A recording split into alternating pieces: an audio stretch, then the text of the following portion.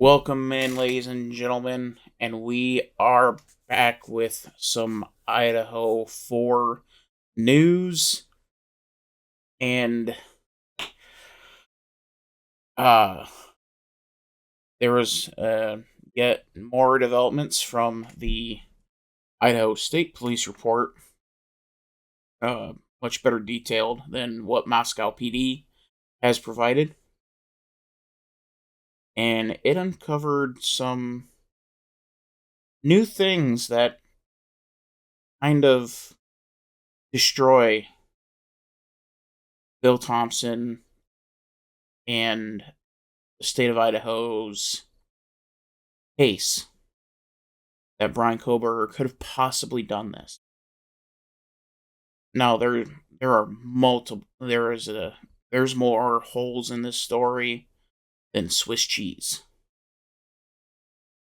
But we have to look into this, and I'm going to lay out for you why this completely and totally disqualifies Brian Koberger from committing the atrocities of 1122 King Road on that November night, 2022. Let's dive right in.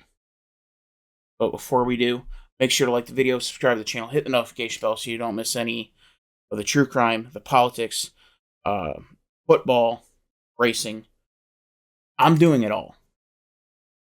Doing it all because it's all important.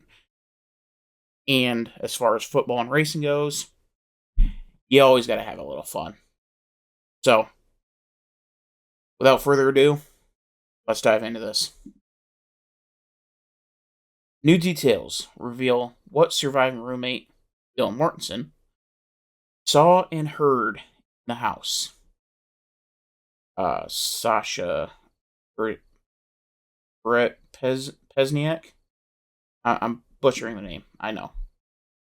I do apologize. But anyway, from ABC News. When investigators were working to solve the University of Idaho quadruple unalivings, what at first appeared to be an early lead to help gauge the killer's familiarity with the victims quickly evaporated as the only surviving witnesses started to remember more details from that night. Dylan Mortensen, one of the two surviving roommates who survived, first told detectives arriving at the scene sometime in the early morning hours of November 13th. She was awoken and opened her door and heard a male say, "It's okay, Kaylee. I'm here for you." That's huge. That is huge. Because the person or people who committed these heinous acts had to have known Kaylee was there. And it wasn't a slam dunk. Kaylee had moved out before the atrocity took place. So she was getting ready to start her life in Texas, her new job. She was showing off her new car. So Brian Koberger could not have known Kaylee was there. There was no guarantee she was there.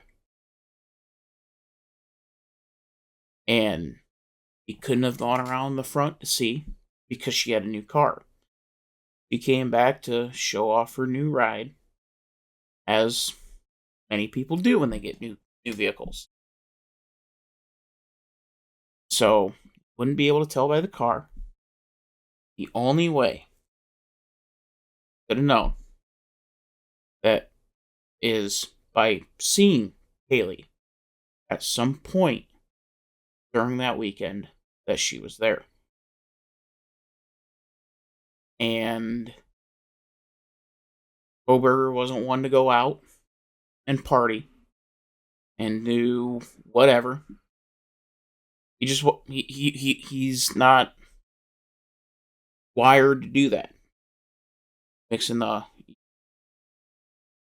You factor in his autism with ASD, not going out to clubs, he's not socializing, antisocial. He couldn't have known Kaylee was there. And when you factor in what Dylan said that she heard, factor in what happened to Kaylee, it is fairly clear Kaylee was the target, or at least the primary target. And the only way the person who committed these atrocities, or the people involved in these atrocities, would have had to known Kaylee was there. And the people who would have known were the people that saw her that weekend leading up. Or was tipped off ahead of time. I don't know if this was like one of those surprise pop in, hey, how you doing type visits. Or it was one of those where Maddie was eagerly awaiting the return of her BFF. I don't know. But yeah, there's no way that Brian Koberger could have known. Which severely damages the case against Koberger. And in cases like these, good enough isn't good enough. You have to be certain that you put away the correct person. And you can't. You can't in this case. Touch DNA, unreliable.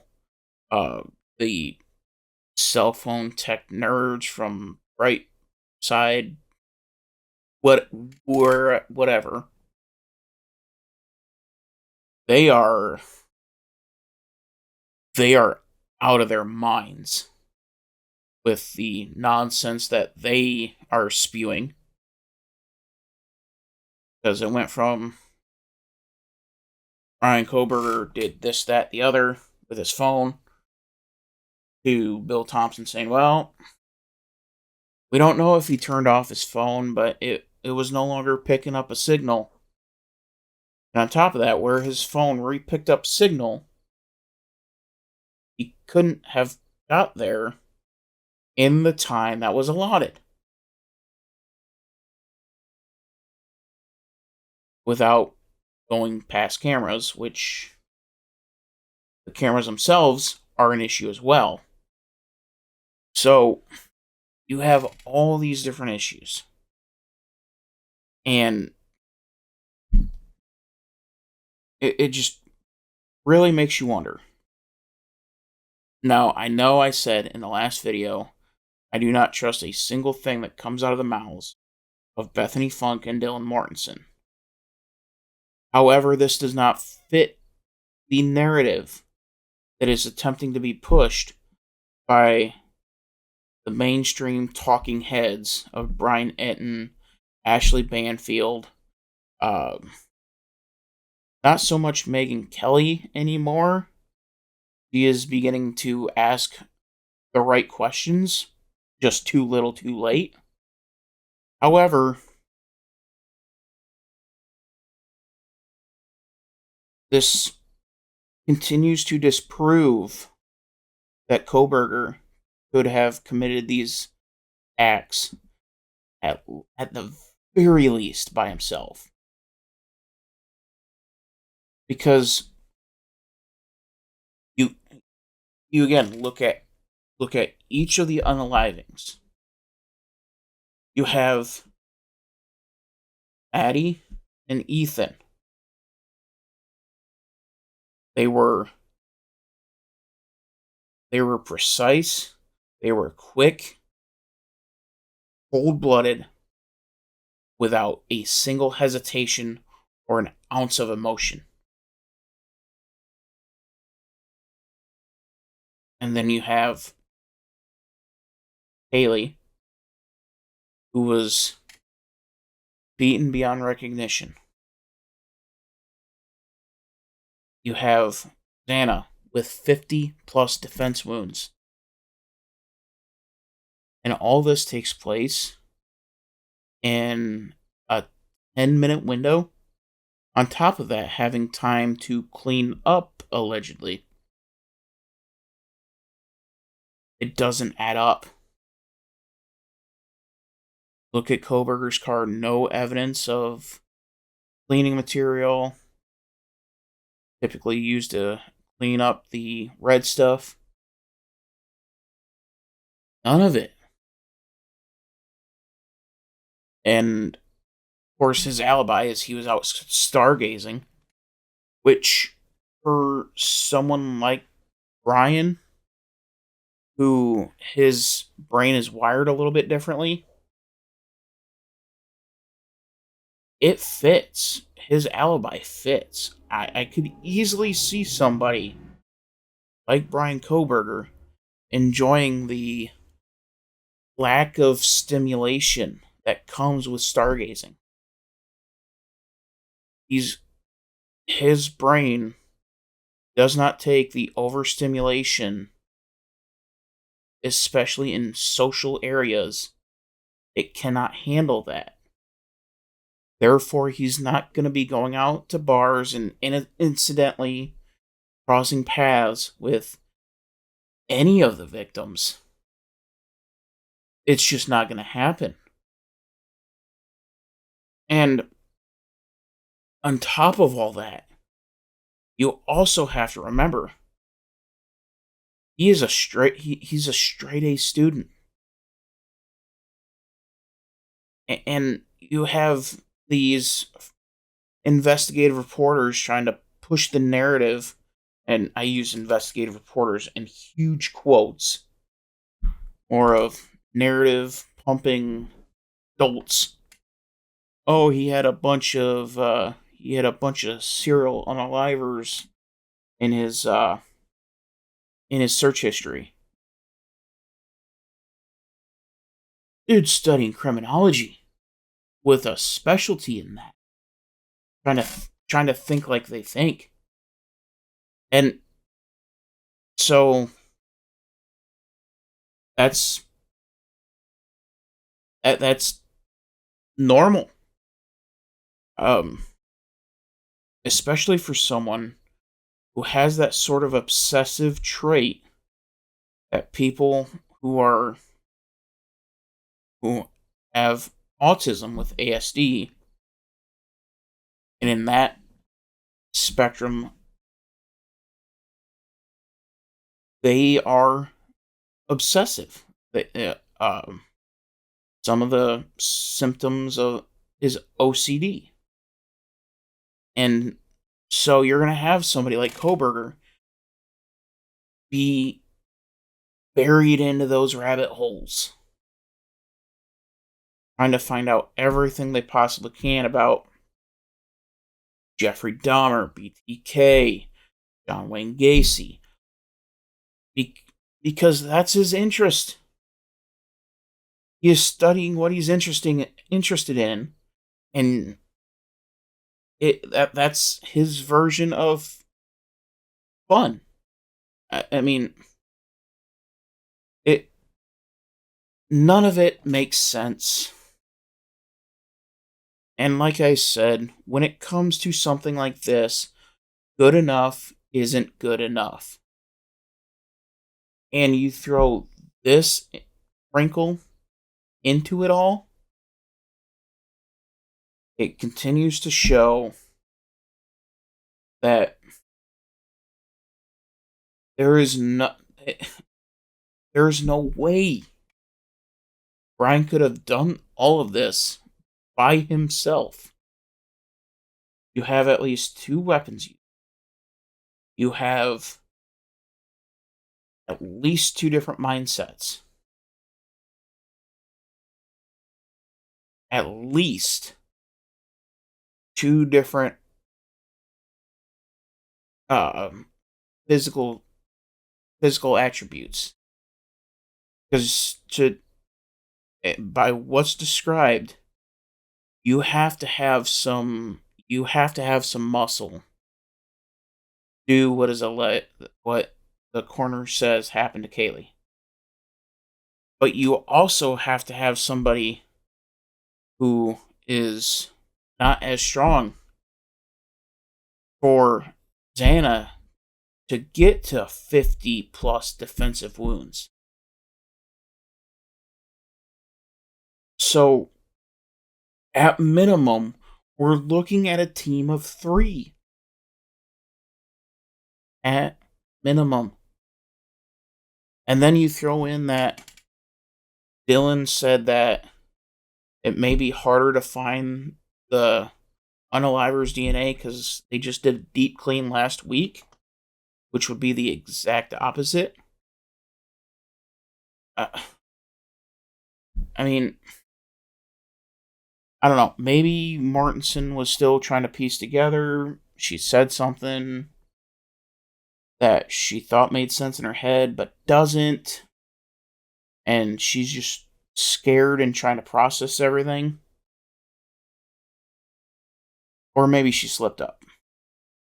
Because, again, in the crime scene report, there was some cleaning done. One person could not have done all of this, did a little cleanup in a 10 to 15 minute span. It's just not going to happen. And for Koberger's phone, when it comes back online, where it did, the timeline does not fit. It doesn't. So, the more you look at this, the more you realize the wrong person is behind bars for this heinous act. And Moscow PD is too stubborn to admit that they are wrong. And if this happens again in the Pacific Northwest, if something similar like this happens again in the Pacific Northwest, that is blood on the hands of Bill Thompson, Brett Payne, and everybody who knows the truth of what actually happened at 1122 King Road. I'm Dylan Hildreth of Hildreth Media. Make sure to like the video, subscribe to the channel, hit the notification bell so you don't miss anything. We'll see you